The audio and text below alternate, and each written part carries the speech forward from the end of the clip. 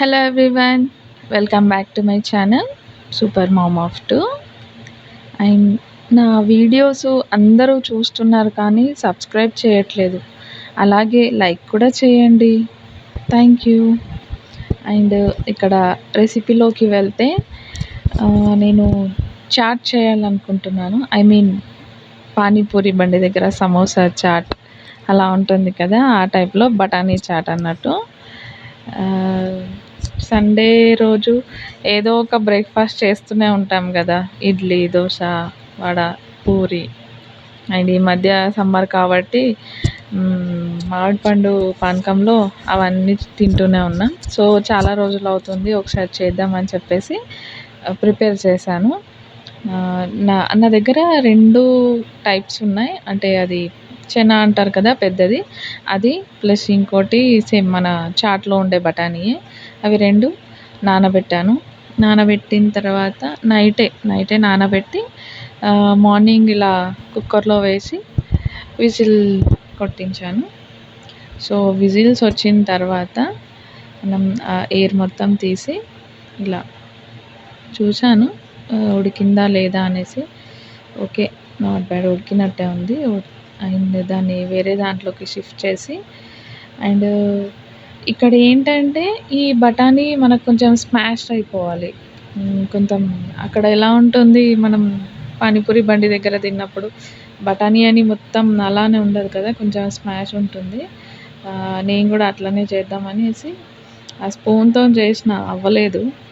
Glass తీసుకున్నా, అలానే పొయ్యి మీదనే పెట్టి గ్లాస్తోని మెత్తగా దాన్ని స్మాష్ చేస్తున్నాను. అంటే కొద్దిగా ఉండాలి బఠానీ.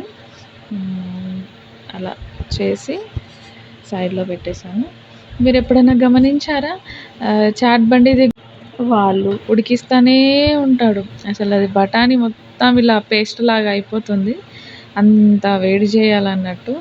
సో మనం అంత పేస్ట్ లాగా మనకు అవసరం లేదు. నేను కొంచెం బఠానీ టైపే పెట్టాను. సో ఇంకా దాన్ని కొంచెం అది స్మాష్ చేసింది ఇంకొంచెం ఉడకాలి కాబట్టి దాన్ని అలానే స్టవ్ మీద పెట్టి ఉడికించి, తర్వాత కొంచెం చాట్ మసాలా అండ్ నా దగ్గర మ్యాగీ మసాలా కూడా ఉండే, అది కూడా వేసేసాను. కొద్దిగా కారం, అవన్నీ దానికి పట్టేలా కొంచెం అలా ఉడికించాను.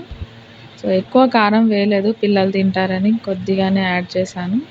అండ్ ఇందులో ఒక చిన్న సైజ్ టమాటో అండ్ ఉల్లిపాయ. కొంచెం క్రంచీగానే ఉండాలి, మొత్తం మెత్తగా అయిపోతే కూడా టమాటా అంత బాగుండదు. సో నేను కొంచెం దింపే ముందే, స్టవ్ ఆఫ్ చేసే ముందే నేను టమాటో యాడ్ చేశాను.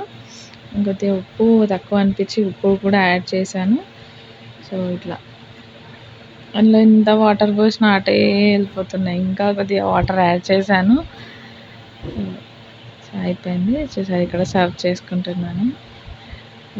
అలా బఠానీ పైనుండి కొంచెం ఆనియన్, అంటే ఆ ఫీల్ ఉండాలి కదా, బండి టైప్ అన్నట్టు అక్కడ తిన్న ఫీల్ ఉంటుందని కొద్దిగా సేవ్, అండ్ పైనుంచి ఇంకొంచెం కొత్తిమీర అలా గార్నిష్ చేసి తిన్నాము.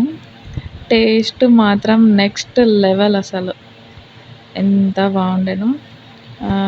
మా ఇంట్లో నిమ్మకాయ లేకుండే, నిమ్మకాయ కూడా స్క్వీజ్ చేసుకుంటే ఇంకా సూపర్ టేస్ట్ ఉంటుండే. సో ఇది ఫ్రెండ్స్ ఈరోజు వ్లాగ్ వచ్చేసి. Like and subscribe.